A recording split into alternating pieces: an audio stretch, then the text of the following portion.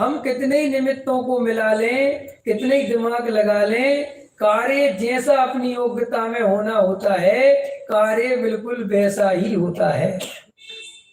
कभी कभी देखा तुमने वस्तु की स्वतंत्रता, माँ बाप अत्यंत धार्मिक, उनने कभी बाजार का पानी नहीं पिया, इतना शुद्ध सात्विक जीवन, सच्चे देव शास्त्र गुरु की आराधना करने वाले, और उनके घर में ऐसा कुलच्छी बेटा पैदा होता है कि अपन को विश्वास नहीं होता ये बेटा कहां से इनके घर में पैदा हो गया। वो मंदिर जाने को तैयार नहीं है।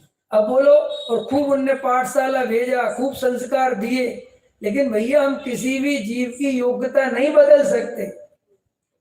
और कभी कभी ऐसा होता है कि माँ बाप को कोई धर्म की रुचि नहीं, माँ बाप को कुछ खबर नहीं, बिल्कुल गरीब, और उनके घर में ऐसा बेटा पैदा होता है कि वो बिना ही संस्कारों के जगत में इतना बड़ा संस्कारी बन के निकल के आता है, विद्वान बन जाता है। अपन को समझ में नहीं आता कि ये हो क्या रहा है। तो श्री गुरु कहते हैं, जैन दर्शन कहता है कि यही तो अकर्तावाद है। कोई द्रव्य किसी द्रव्य में कुछ भी हेर फेर कर ही नहीं सकता। तो पहले नंबर पर अकर्तावाद समझ में आया। ये अकर्तावाद एक द्रव्य दूसरे द्रव्य का कुछ करता धरता नहीं है। यही बात तो समझ में आ जाने के कारण हमारे भगवान वीतरागी हो गए। देखो, एक प्रश्न का जवाब दोगे आप लोग, पीछे वाले देना। बताओ, हमारे भगवान वीतरागी हैं इसलिए कुछ करते धरते नहीं हैं? बोलो, क्या बात है? यही बात है ना। हमारे भगवान अच्छा बुरा क्यों नहीं करते? बोलो बेटे, बताओ। वाह वाह, आगे वाले बच्चे बहुत होशियार हैं हमारे पाठशाला के। पीछे वाले बताओ, हमारे डॉक्टर साहब बताओ। डॉक्टर साहब से पूछो, क्योंकि ये बहुत करता धरता है, पूरा औरंगाबाद ही संभाल रहे। बोलो, विचार करके बताओ, हमारे भगवान अच्छा बुरा क्यों नहीं करते? तो अधिकतर लोग पता क्या जवाब दे देते हैं कि हमारे भगवान वीतरागी हैं इसलिए अच्छा बुरा नहीं करते। ये जवाब जिसने भी पहले नंबर पर जब भी दिया होगा, इस जवाब से बहुत गड़बड़ हो गई। इससे क्या गड़बड़ हो गई कि लोगों ने ये ग्रहण कर लिया कि हमारे भगवान तो वीतरागी हैं, तो वे तो कुछ लेते देते नहीं है, लेकिन जो वीतरागी नहीं है वे तो लेते देते होंगे। और वो इसलिए जो देवी देवता जगत में बहुत ज्यादा। आज देखो लोग समझते हैं कि हम लोगों ने कोई नया धर्म चलाया है। अरे मैं आप लोगों से कहता हूँ, छोड़ो 100 वर्ष वाली बात, छोड़ो 200 वर्ष पुरानी बात, छोड़ो 300 वर्ष पुरानी बात। एलोरा तो 12वीं शताब्दी का है, 11वीं शताब्दी का। मैं तो आज देख के आया। आप मुझे जाके वहां के जो भी अपनी प्रतिमाएं हैं और उनके आजू बाजू में सब इतनी सारी देवियां हैं, समझ में आया? देवी देवता सब बाजू बाजू में खड़े हैं।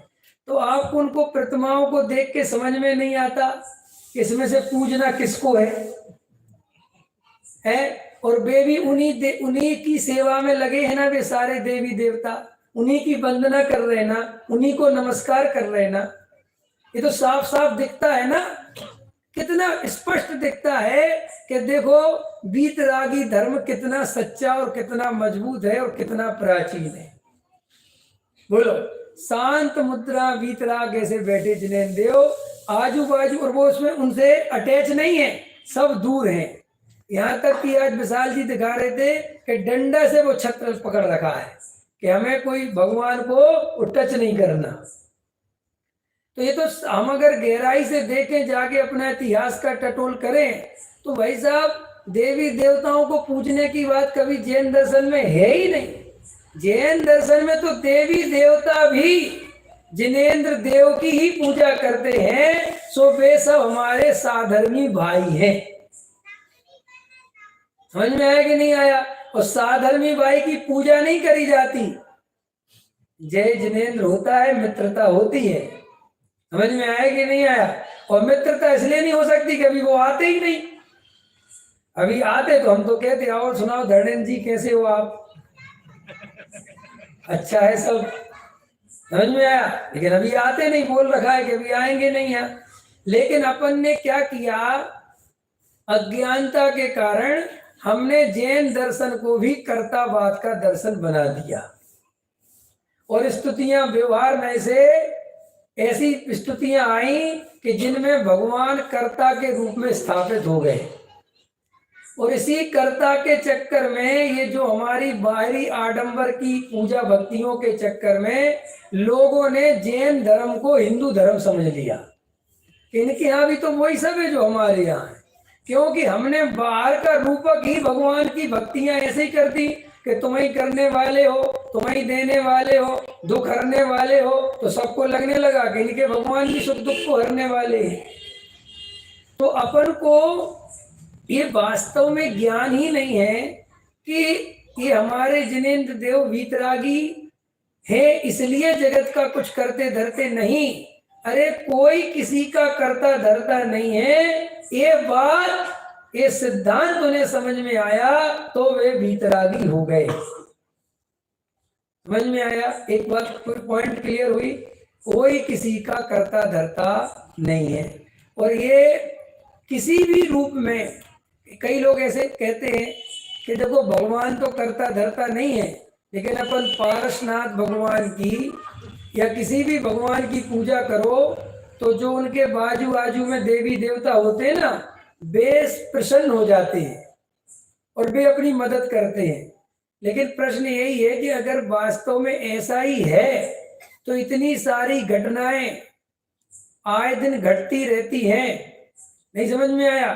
तो फिर उस समय भी सब देवी देवता कहाँ चले जाते हैं? इतनी सरल गणित है ना। हिंदुस्तान में 33 करोड़ देवी देवताओं की चर्चा आती है, और जिस समय हिंदुस्तान गुलाम हुआ उस समय भारत देश की जनसंख्या भी भाग्य से 33-35 करोड़ ही थी। तो एक देवता एक आदमी पर पड़ रहा था,